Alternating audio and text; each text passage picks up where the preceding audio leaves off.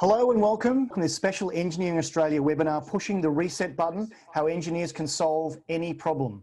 I'd like to thank Engineers Australia and especially Nicola Telsic for making this webinar possible.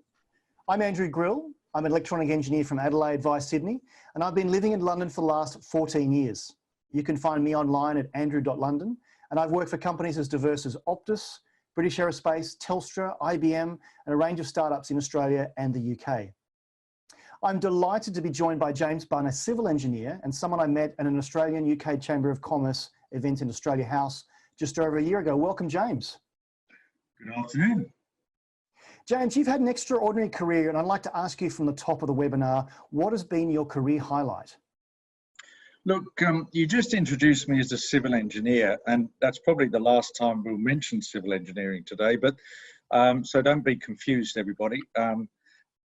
The highlight, I guess, has to be founding Fox Sports Australia. As most people would know, it's a cable TV network. The reason I named that one in a bit of a list is that it's returned $12.5 billion since founding it, since it was a startup in revenue, and it's put all that back into the economy and created thousands of jobs. So I guess that's a great achievement. And the greatest learning? The greatest learning. Look, I think after Fox Sports, probably about a decade later, I founded, before Netflix was a household name, I founded a TV streaming venture. And really that showed me that it takes more than a successful proof of concept to create a multi-billion dollar business. And in that case, politics stopped us in our tracks, and I had to pivot back to my roots as a chartered engineer and a management consultant. So yeah, that was a really good learning at that time. So this webinar is all about being able to reset after critical events and use our engineering knowledge to start again. And as an engineer, and as James is one, I think we actually are well equipped to handle almost any blip in our career or society, because we can think from first principles. So I want to look at 5 key periods over the last 30 years or so and see how as an engineer you managed to change course. So let's go back 30 years to the 1990s recession. How has your engineering training helped you to solve any business problem? Look, I think training as an engineer gives us, and we're all engineers, I guess, gives us the confidence that we can do just that, solve any business problem that's thrown at us. When I was at university, I was taught that engineering is the art of harnessing the forces of nature for the benefit of mankind. That's a very grand statement, but probably like most of us, Brunel, Isambard, Kingdom Brunel was one of my great influences as I trained as an engineer.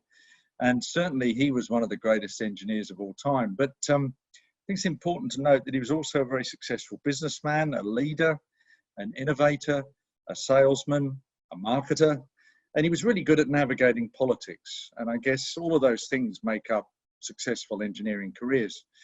So if I go back to the 1990s, as you said, Andrew, I'd had an early start as a consulting engineer in civil construction. I'd quickly risen at a pretty young age to become part of the senior management team, leadership team at British Tire and Rubber in their Sydney office. At that time, BTR were Australia's second largest conglomerate after BHP, and I learned so much at BTR in terms of continuous improvement, type management of processes, systems and culture. But when the recession hit in the 90s, I was actually I have to say, I was quite disappointed, as they seemed really to lose their way, rather than, as I expected, to take a gutsy approach and use their scale to grab market shares through the recession. They opted to wait out the storm, and I was a bit disappointed with that. I couldn't really see the benefit of that, and I guess we have parallels, in today's environment. And so I said my goodbyes, and I came home to London. I was born and bred in London before going off to Australia, so I came back here to decide what to do next. And when I got to London, I met with a chap who at the time was editor of Construction Today, which is was a glossy journal for the Institution of Civil Engineers. And we agreed that I should base myself out of New York for a while. And then from Manhattan, I'd report on the technology aspects of world events, of natural disasters and catastrophes, and chronicle how the world engineered itself out of trouble. And it was a pretty exciting time. and I reported on Hurricane Andrew, so no pun intended, in the Gulf of Mexico. There was a public legal action against the city of Boston in the States to force the cleanup of their polluted harbor. Hurricane Iniki was another one in Hawaii. And also there was a really interesting case against Pemex, an oil company, who played a large part in a fatal explosion in Guadalajara in Mexico. And in turn, that journey led me back to Sydney, where infrastructure preparations were underway for the bid for the 2000 Olympic Games. So I went full circle, if you like. And back in Sydney, I had another chance encounter. I met with the CEO of Channel 10's holding company, and we bonded over a discussion about global marketing and business and in general. I thought it was just a social thing. But during that meeting, he invited me to lead their global content sales force. And I remember thinking, I'm an engineer. I don't know anything about selling. I don't know anything about content, TV content. What the hell's that all about?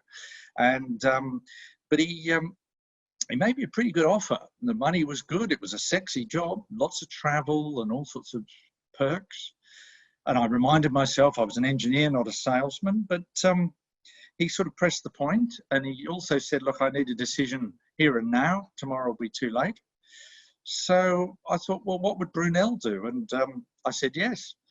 And so I started the very next day, and I had a week to write a marketing strategy, which I'd done before. And then I had to fly to Cannes in the south of France for a trade show. And as I'm sitting in, business class, feeling pretty good about myself, I sat there thinking, blimey, for an engineer, I'm really out of my depth. I haven't got the faintest idea what I'm doing. But over the next year, I learned that contrary to my engineering training, where there's a lot of finites and certainties, sometimes you just have to make it up as you go along. And over the next 12 months, that's exactly what I did. It was actually a great success because I think a lot of customers saw my approach as refreshingly different, and it really worked. So that was great. And off I went and had huge success. And along the way, I helped the Sydney bid committee towards their successful pitch for the 2000 Olympic Games. And I learned a very valuable lesson during that recession, that clouds really do have silver linings. It's a cliche, but it's true. And that we should always follow our business instincts to reverse negative energy and deliver positive outcomes. And I guess there's lots of lessons we can all be learning currently for that. During that time, I was part of a small coterie of leaders lobbying Australian government to launch subscription television, which was a big deal at the time. Andrew would remember that. And there's no doubt that my engineering credentials really gave me some gravitas in the corridors of power in Canberra. And soon after, I founded Fox Sports. As I said, that was my first startup. And as I say, it's scaled up pretty well since then, created thousands of jobs, generated billions of dollars, and it's given a lot back through taxes to Canberra. So I guess they like me. But over the next decade, I really overlaid the business models I'd learned during that year of recession. And I worked with News Limited and John Malone's Liberty Global, who are now the biggest media company in the world. They are Formula One, amongst other things. And we were able to use my engineering skills to replicate that business model all over the world, 140 countries over the next decade. And unfortunately, that's a great success story, but sorry to say that by the time we got to the end of that decade, BTI and Alex were not around. So I guess I told them so. You should be a futurist, James. Yeah. Listening to you, I was thinking you actually are quite similar. I did an engineering degree. I then worked at Optus in their satellite operations area. Then I got the taste of more marketing focused stuff. I did some technical training for Optus. I then moved into product development and business development and essentially became a salesperson. So those out watching today are on the catch up. You can use your engineering degree to become an engineer and you can stay in that discipline. You can also use it to pivot. And I was talking to someone today in another podcast about the fact that in technology businesses, having an engineering background is incredibly valuable, even though I'm in a business or a leadership role, because I understand the art of the possible. And back to the whole notion of this webinar, it's about using our engineering skills and thinking about first principles that allows us to get things done and solve problems. So I think that's one message that I took from what you just said. So we look at 5 areas, as I said, 5 inflection points in the world over the last 30 years. The second one we've got up to is the post 9/11 and the 2001 tech wreck crash. What was the greatest learning for you from this period? Yeah, that's a tricky one, tech wreck crash, isn't it? Well, look, the learning I took out of that was really, it taught me resilience. I think it taught us all resilience, the resilience to stand firm in the face of adversity. And, you know, resilience beats taking a retreat every time. So when those planes hit the Twin Towers, I'd just finished launch of a cable TV network with Liberty and the Saudi Arabian royal family. And we'd built an infrastructure between London and Jeddah, exciting project, but suddenly Arab royal friends just weren't quite so impressive overnight. And a year or so earlier, I'd also applied my engineering brain to develop groundbreaking technology to deliver TV over the internet, as I mentioned in the intro there. And today we call it streaming or just Netflix, but at that time, most people laughed at me. They said, you can't possibly deliver TV over the internet. It'll never work. And again, like Brunel, I employed my business skills to get France Telecom and in fact, their Globecast division to back development of proof of concept trials. And the results of those trials enabled us to lobby the UK government and some key players like the Premier League, ITV, the BBC. And the pre-launch market looked very bright as we worked towards a global reset. It's very exciting, heady stuff. But of course, then 9/11 hit.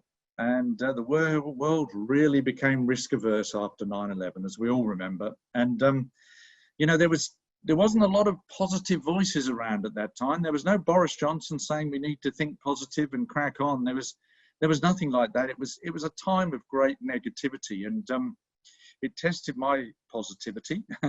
And, you know, the banks moved to stifle innovation. They developed some pretty questionable corporate structures as the tech wreck crash followed. And, you know, when some of the broadcasters' lawyers started getting jumpy about protecting their spectrum against us, we knew progress was going to be hard. But as someone said to me the other day, a good idea never goes away. And as he said, sometimes the second mouse gets the cheese. Now, unfortunately, I wasn't the second mouse. I was the first mouse. So over the next few years, a couple of Greek boys, a couple of Greek immigrants with an LA video store, they adopted our approach. And their company was and is called Netflix. And, you know, today the BBC and ITV are now rushing to try and catch up with Netflix. And, you know, there's some lessons there too. So by the time the tsunami of the tech wreck crash hit, we were being threatened with cease and desist notices from the broadcasting establishment, who were worried that by streaming TV, we could go over the top of their business models and damage them, you know, and they could go the same way as Napster and the music industry a little while before that. So you could see their point. So the question I had when you were just speaking then is rights management, the fact that programs 20, 30 years ago were never designed to be streamed in non-linear fashion or in catch-up. So were you thinking about having to have different rights management back then? And how does that differ to what's going to have to happen now when everything that's produced has to always be produced with that streaming catch-up type element of licensing? Yeah, it's a very interesting point, Andrew. In fact, we could talk for the next 2 hours about that. I mean, obviously I'm an engineer and what we're talking about today is engineering, but I was very involved in the production and delivery of content and also drawing up the contracts, and I'd learned a lot of contract law through my engineering training. And the technology was moving so fast at that time that somebody might sign a 3-year deal for broadcast rights, thinking that the millions that they've paid buys them exclusive rights to something in a certain place. But, you know, within no time at all, a new technology would develop over the top and suddenly their rights became worthless. And there were some interesting twists on this. I remember working with Channel 10. Some people might remember a show called Sports Tonight. The reason Sports Tonight started was that very thing, because to buy the sports rights for lots of sports is very expensive, of course. So what they did, there's a thing called the 3x3x3 rule, where you're allowed 3 minutes 3 times a day. I don't know, it's got to be 3 minutes apart or something. And you can feature 3 minutes of a sports event as a news story without buying the rights. So Sports Tonight became a nightly sports rights program that sort of showed the football results, and it worked really well. Before we move on to the next period, obviously a lot of these businesses, or a lot of businesses were suffering a downturn with 9/11 and post tech wreck crash. How did you grow these businesses in a downturn? Well, as you said there, Andrew, you put words in my mouth.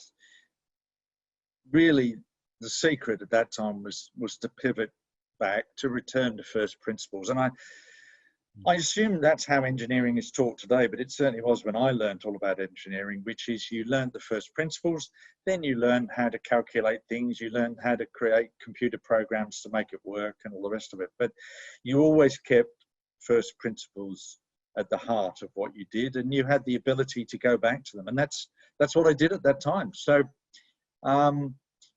I looked around, we couldn't do what we were doing, so we had to stop. And luckily, I guess, an approach came from one of the management consulting groups, one of the firms who were looking to implement transformation for some clients.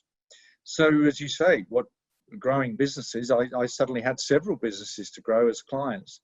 And I quickly found myself helping multiple businesses all across all corporate sectors. I'll list them in a minute. And we had to really push to reset for growth.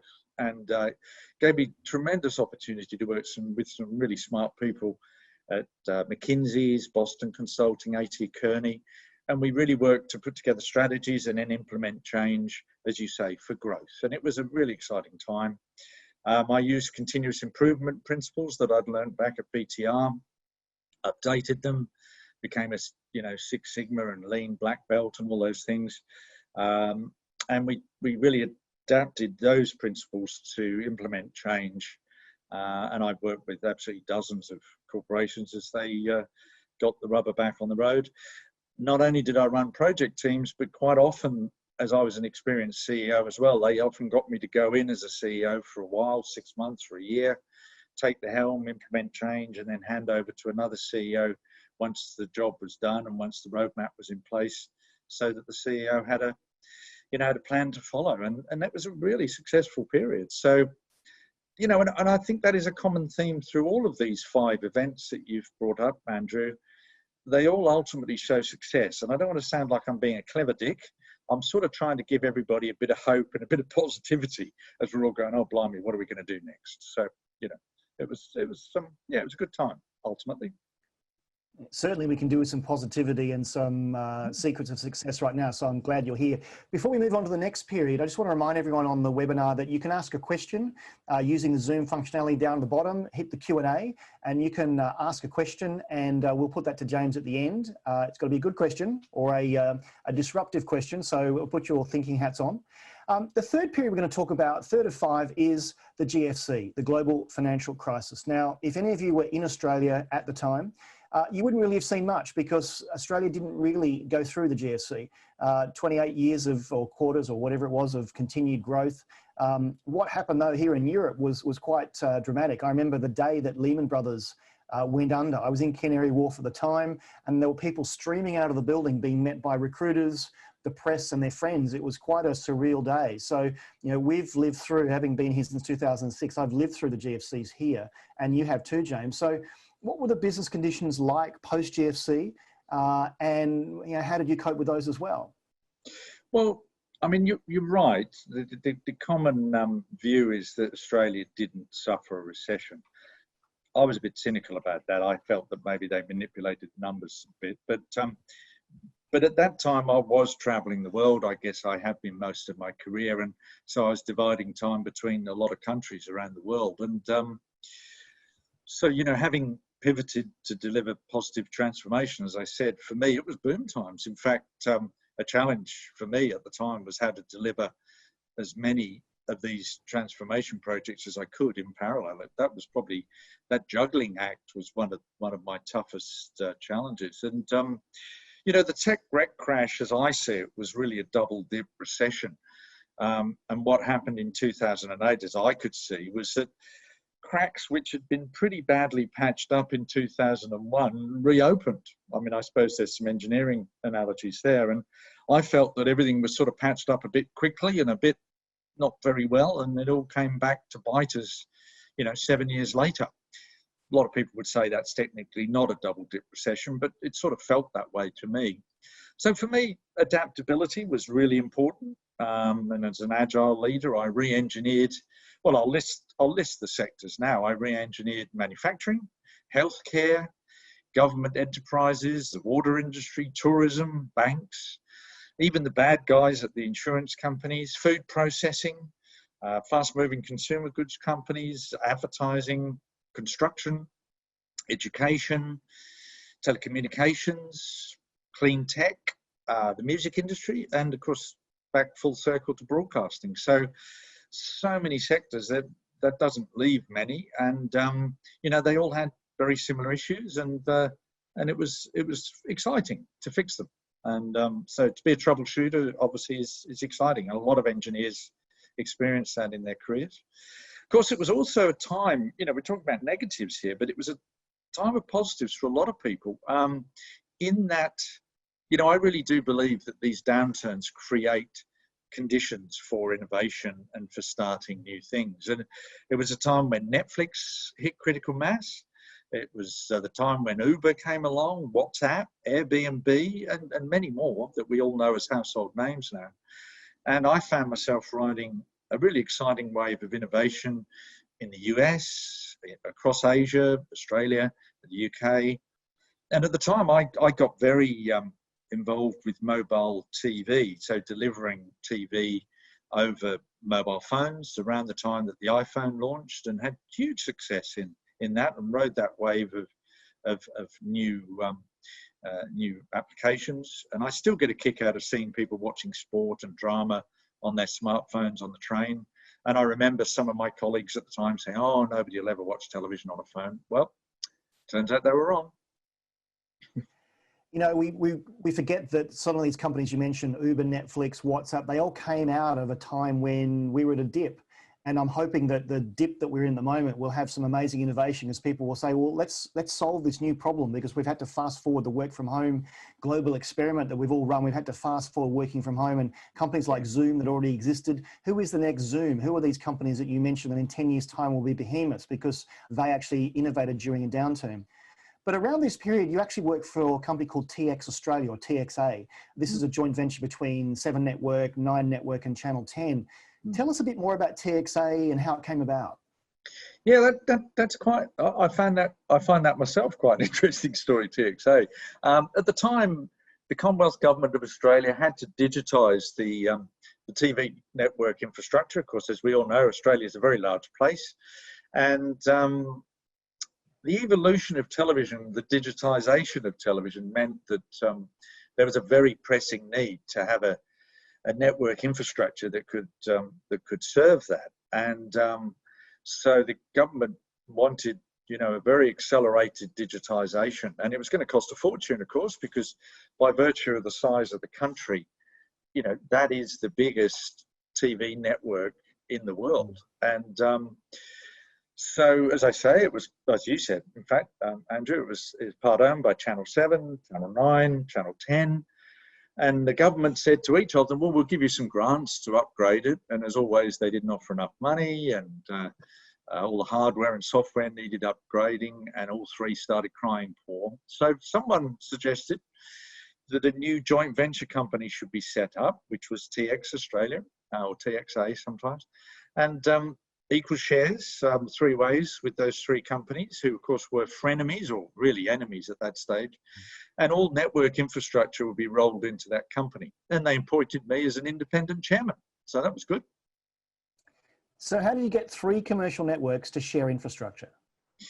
Well, it was not easy, but actually I say that it was surprisingly easy. I mean, in the other parts of the buildings, their salespeople and their programming people were at each other's throats, but no, it was surprisingly easy. It was a time when everybody wanted to work together. Now, the most obvious assets that TXA owned are those big TV towers up on the hills. What else did they own in the melting pot? Oh, there was a lot, and still is, and some of it I'm probably not supposed to talk about. But We jointly owned helicopters. We jointly owned, mobile broadcasting bands. We jointly owned all sorts of technology.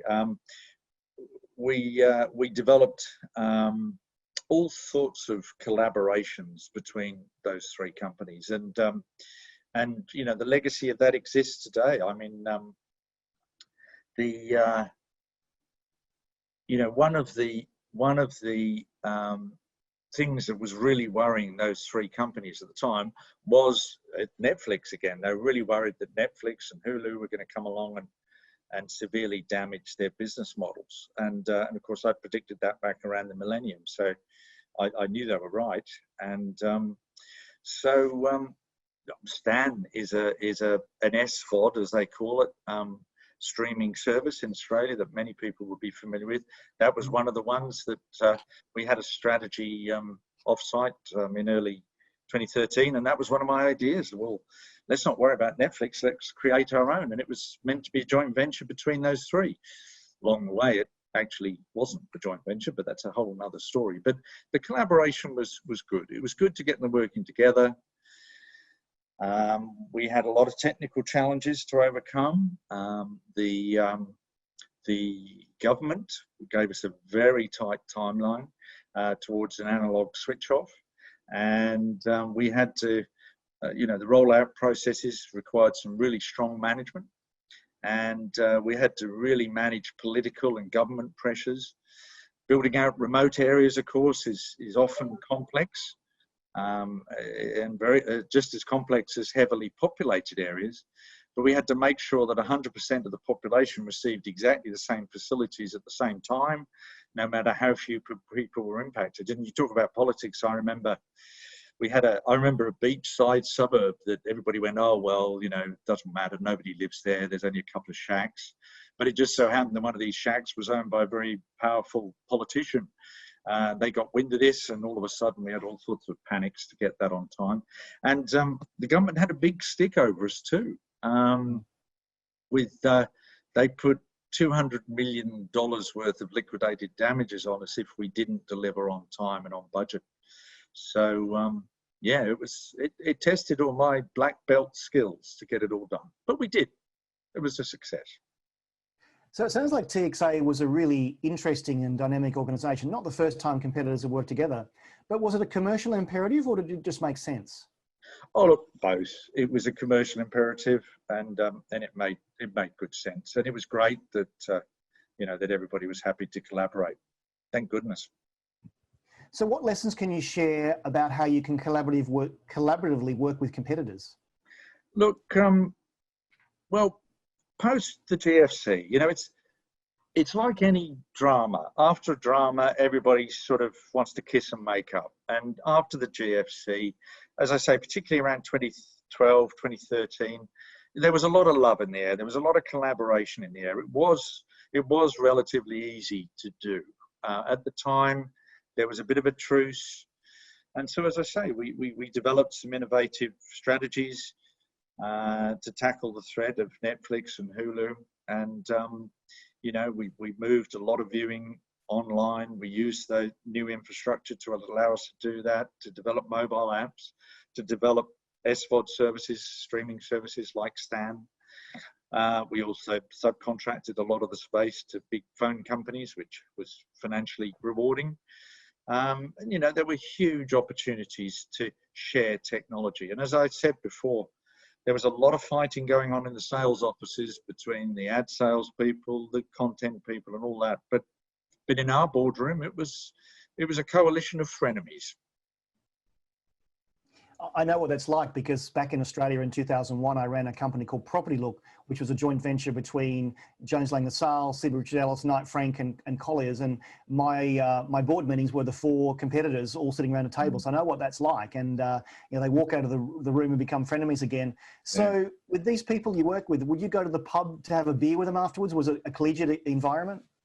Yeah, I can remember a really enjoyable Christmas party one year, actually, really good fun. And actually, I've got to be honest, you're right, we did go to the pub occasionally, and there were some very good friendships, which still exist 10 years on. I remember a great Christmas party, and I actually remember, I know it probably doesn't sound that interesting, but I remember going around the different tables and chatting to people. You know, I was the chair, so I was supposed to do that. And the debates about where we were going and what we were going to do with the technology and what we were going to share, it was really inspiring. I remember that evening being a wonderful night. You know how you remember those great nights. It was really good. It was great. So no, it really was a very collaborative time. It was very stimulating.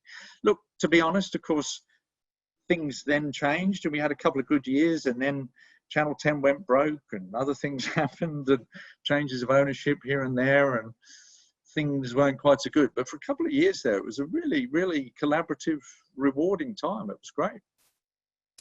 Let's look at the fourth area of reset. And if anyone online has lived in the UK for the last 3 or 4 years, you'll know what I'm talking about. It's the B word, Brexit.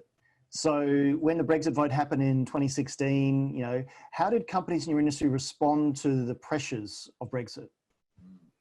Yeah, look, it's interesting. I mean, again, going back to first principles as an engineer and as a management consultant in my case, you know, I've really come to value the discipline of conducting a detailed review of a business situation. And, you know, that was such a case for everybody. The management consultants, if there's any listening, would know what I mean when I talk about defining what the as-is situation is. And really, you know, it was very important to spend some time analysing the as-is situation. And I think whether or not we like Brexit, and I know some people like it, some people don't.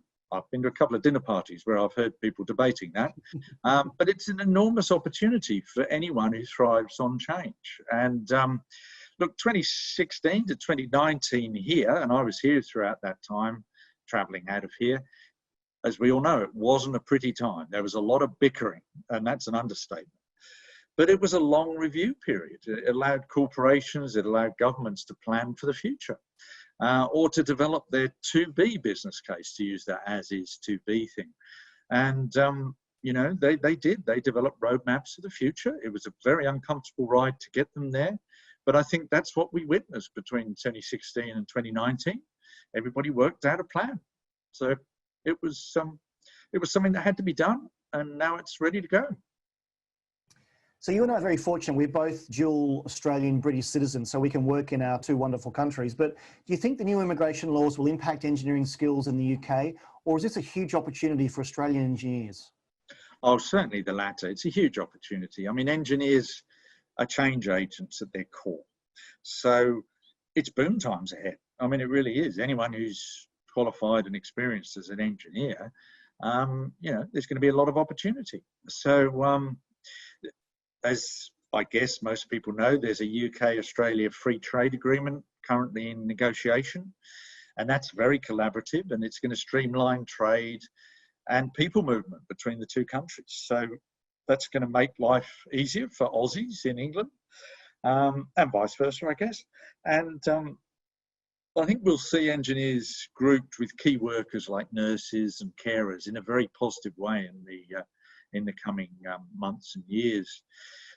I think we all know the old EU rules really regulated British Commonwealth trade relationships, sorry, not relegated British Commonwealth trade relationships to come behind Europe. And of course, that's now changing. So Europe will strengthen the UK-Australian relationships enormously. So there's going to be huge, huge opportunities. Now, before we come on to our final period, which I know everyone's going to know which one it is, just to remind you that you can ask James a question. We've had quite a few questions come in already. We'll get to those in a moment. But our fifth and final reset is COVID-19 and the lockdown. So, James, how have you stayed resilient during lockdown? Look, COVID-19, the coronavirus and the lockdown, you know, is almost the worst disease of all. You know, it will be defined in the history books as a time of fear and pain for people. And I guess my family, like everybody's, have had their share, and we all have. It's been a tough time. But, you know, as I said before, I'm an optimist first and foremost. And really, you know, I can't help but default back to optimism. It's just in my nature. And that approach is absolutely critical in my view. These sort of webinars, and Andrew, you haven't coached me on this, but maybe you should. I believe from watching these sort of webinars, you've got to pull out a couple of quotes from famous people. So there was a bloke called Abraham Lincoln. He led the American United States for a while. And I believe he said something like that some achieve success is proof to all others that they can achieve it as well. So today for me is not about boasting, it's not about showing off, but it's hopefully about giving people that perhaps are feeling a bit sort of wobbly, aren't we all some days? You know, we need to be positive. So I hope that by sharing some of those stories of achievement against headwinds during economic downturns, I'll encourage some optimism in others, and that's probably my objective from today. And I think, you know, we've got to stay positive. I think that's absolutely critical. So what can businesses be doing now to prepare for 2020 and beyond?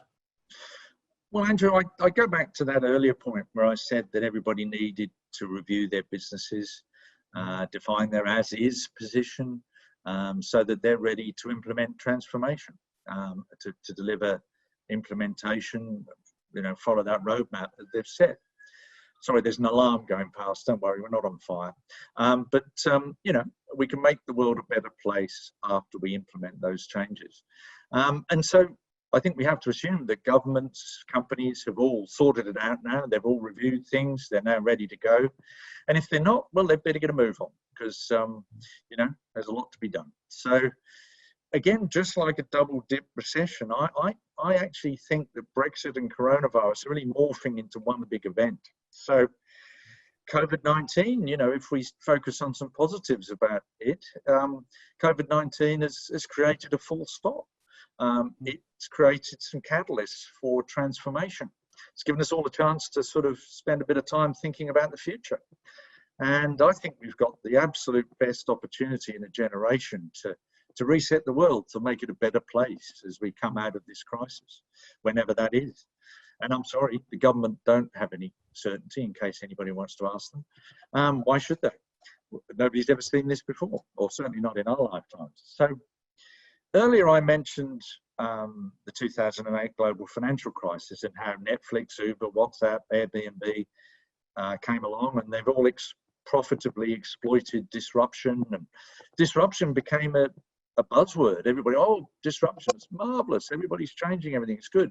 But that disruption, one company's gain is another one's loss. And it really has cannibalized some of the incumbents in broadcasting, telecommunication, taxis, transport, hotels, all sorts of sectors. And, you know, and those companies, the four that I just mentioned, have all done pretty well. But some say that many such disruptive enterprises have led things, sorry to be a negative, but have led things like the modern day slave trade, not paying people enough, reducing jobs for people through the use of technology. And we all love technology, but it doesn't always create jobs.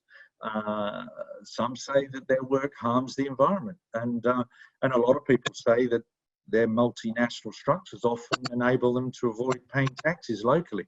And those taxes, especially at times of crisis like now, are really needed to support the world's communities. So it's good and it's bad, but it's really good to have a reset. And again, Andrew, just like I came up with a quote before, I think it's also good to have some inspirational words. And I found something online recently, and I hope you won't think I've gone a bit sort of soft, but I thought this was quite a nice little collection of words to share with everybody today. And so I'll share it with you. You can all laugh at me if you like, but it starts by saying, we all fell asleep in one world in 2019 and we woke up in another in 2020. Suddenly Disney is out of magic. Paris is no longer romantic. The Great Wall of China is no longer a fortress, and Bethlehem and Mecca are completely empty. Hugs and kisses suddenly become weapons, and not visiting our parents and distancing ourselves from our friends becomes an act of love. Suddenly you realize that power, beauty, and money are worthless if you can't get the oxygen that we're all fighting for when we're sick. So I think coronavirus has given us a once-in-a-generation chance to take stock, and I think that's important. I totally agree. I've been talking to all of my clients in my public speaking and my consulting that if we don't learn anything from this and we go back to the way we were doing things, we've missed an opportunity. This global work from home experiment, we have to learn from this. And I don't want people to say it's the new normal. It's the new world. It's the different way of doing things. Because as we've seen from each of these 5 different resets, these are things we didn't expect. These were things that were sometimes man-made, sometimes they were natural events, and they've shaped who we are. But James, I really like to look at, giving some actionable insights. So if these 5 areas were resets and you've had to pivot and adapt, what are 3 key learnings from your career that our participants can take away today? Andrew, I was really upset when you said you were going to ask me this question because it's a bit like a job interview, and I could give you 25, maybe 30, but I pulled out 3 just to sort of be prepared. And I think the first one is to be bold and be brave. As engineers, we often get very caught up in processes and systems created by other people, and we just sort of become a technician. But I think we need to be really bold and brave and innovative. Number 2, that first principles thing again that we've touched on quite a lot today. I think we've always got to keep in mind and not be afraid to go back to basics, go back to first principles when we need to, and be ready for it. And third and finally, we've got to trust our instincts. It's certainly a lesson I've learned, and it's served me well. And we've also got to back ourselves. Everybody should back themselves, and don't expect others to do it for you. Do it yourself. Great insights. As expected, we've got a bunch of questions here, so I'm just going to read them off from the screen. We've got someone who's a mechanical engineer. They're currently thinking about doing a master's in engineering or an MBA. I've actually done both because he'd like to move into management. Do you think this will be a good way to move into management? Yeah, I mean, you don't have to do that. I guess I've shown that because I don't have a master's or an MBA. I've been meaning to do it for a couple of decades now, and I never seem to have time. So yeah, I think it's a great thing to do. It is a great way to move into management. MBAs are still highly regarded, after, several decades of existence. And as I said, an engineer is so much more than somebody that can calculate the bending moment in a beam or the flux in a cable or, whatever it might be. I might have got some of those mixed up, but, it's so much more than that. You've got to have that broad set of skills. And I've worked with a lot of engineering leaders that have been a bit too caught up in the technical side of things. They need to get a broader set of skills, and an MBA is brilliant at doing that. And of course, a master's is probably the opposite. It gives you a chance to dig much deeper into an area of specialization. And in times of innovation, we really need those skills. So yeah, do it. You've probably got about a month left before you've got to go back to work, so you better get a move on.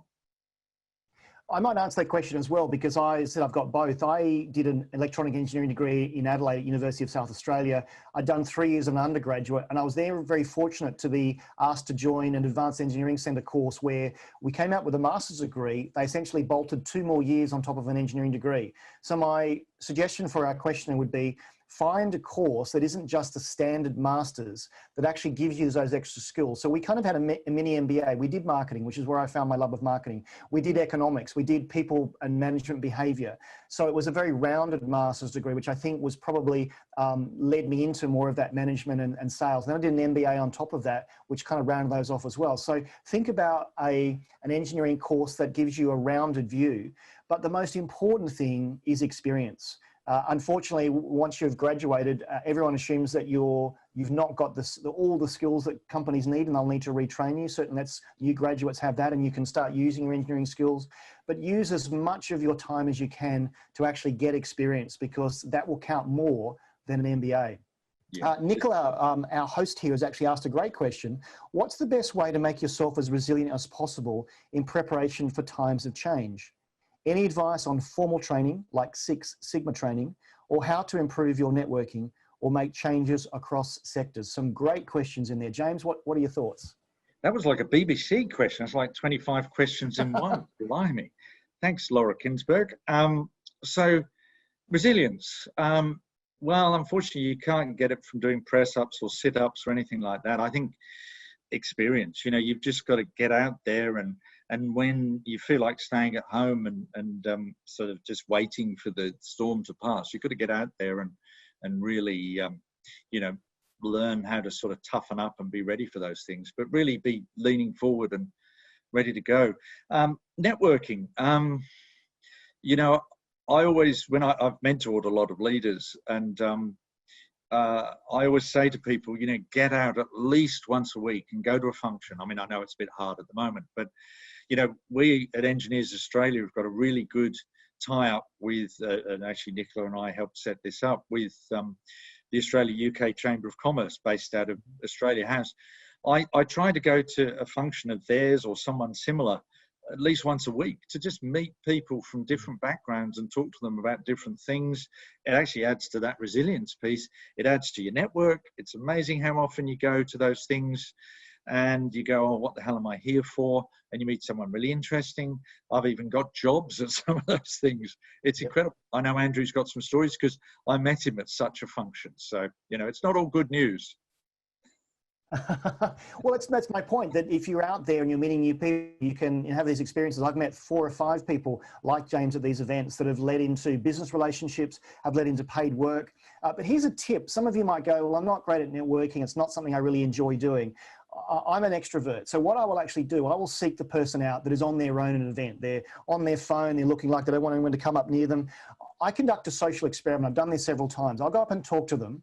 We'll start having an amazing conversation as James and I did. It then becomes what's called social proof. People see that these 2 people are having a really interesting conversation and people come up. And I was at an event about 4 or 5 months ago and I said to the person I was speaking to, you wait, in 5 minutes time, we're going to have about 7 people around us. And true to the word, we had all these people gathered around because it seemed like we were having a really interesting conversation. And that can then lead to swapping business cards and so on. I've got a bit more time for a couple of quick questions I'm going to throw into you, James. One of our watchers asked, you've had a stellar career. Are there some industries that are more resilient than others? Yeah, yeah, of course. I mean, obviously, some industries are needed during a crisis, so therefore, you know, it's probably good for business, though maybe they have struggled with capacity to meet it. Then others, you know, the retail industry hasn't done all that well in the last few months, so they've got to, you know, they've got to find a different way to do things. But, you know, I listed a lot of industries there that I've worked in as an engineer, and that's been a privilege in itself. And it's amazing how similar the industries are and how common the problems are that they have.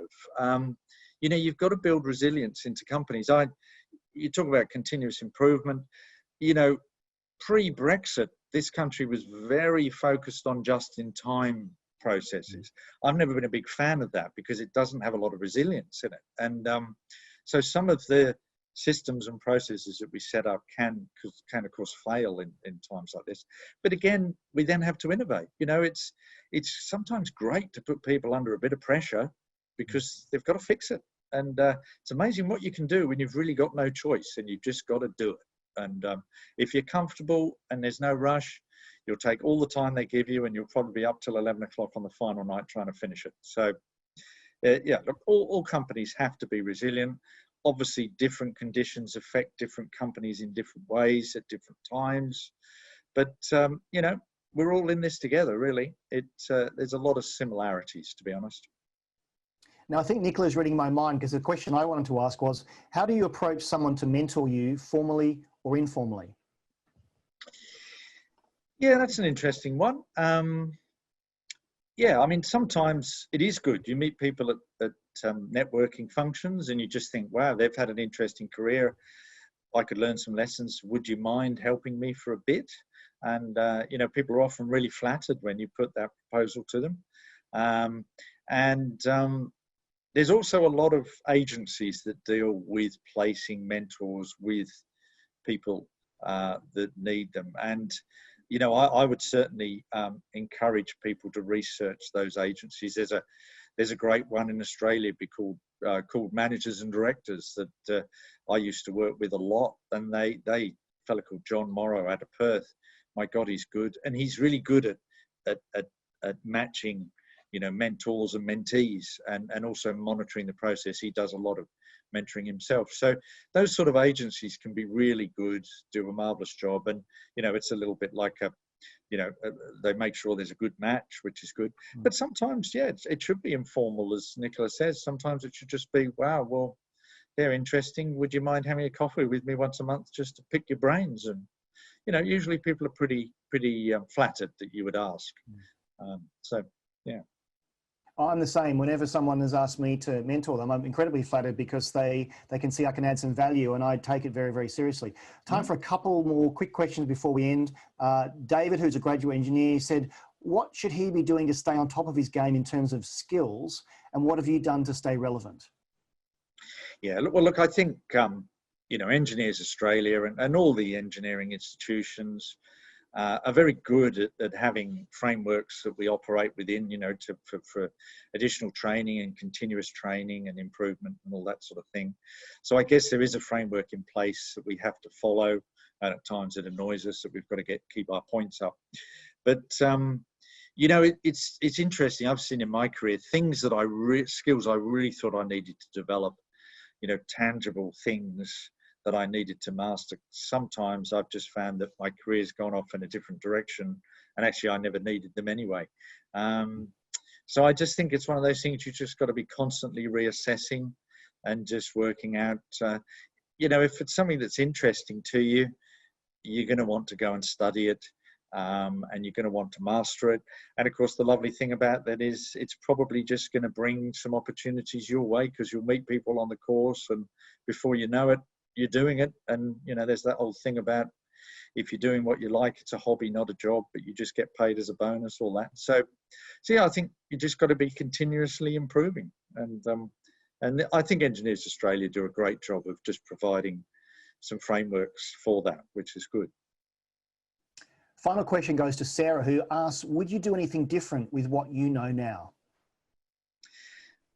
Yeah, people ask me that, and I've got to say, I actually wouldn't. I know that sounds really glib, but yeah, I've a lot of things that have happened in my career. They're outside factors, they're downturns, they're disasters. Things have happened, but I'm really glad they happened, because they've forced me to do something different, and I'm pretty pleased with the paths I took.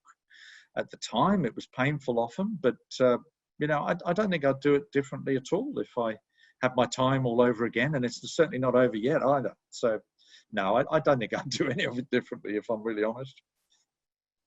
Well, I'm going to hold you to that one. So James, how can people find you? You've got an amazing career, a lot to learn from you. How can we find you? Oh, look, if somebody really wants to find me, I guess LinkedIn's probably the best thing. I'm not a big fan of a lot of social media, but LinkedIn is a place to find me, and my contact details if they want to make contact. If they want to complain about what I've said today, I wouldn't go to a lot of trouble for that. But if you've got something positive to say, then, always happy to talk. And yeah, LinkedIn's the answer. Well, James, thank you again so much. Thank you to you, Engineers Australia, Nicola Telchik, for pulling this together. If you'd like to contact me, please head to andrew.london or find me on Twitter @Andrew Grill. For those colleagues that missed this live webinar, we'll have a replay available, so stay tuned. So thanks for watching, stay safe, and see you online soon.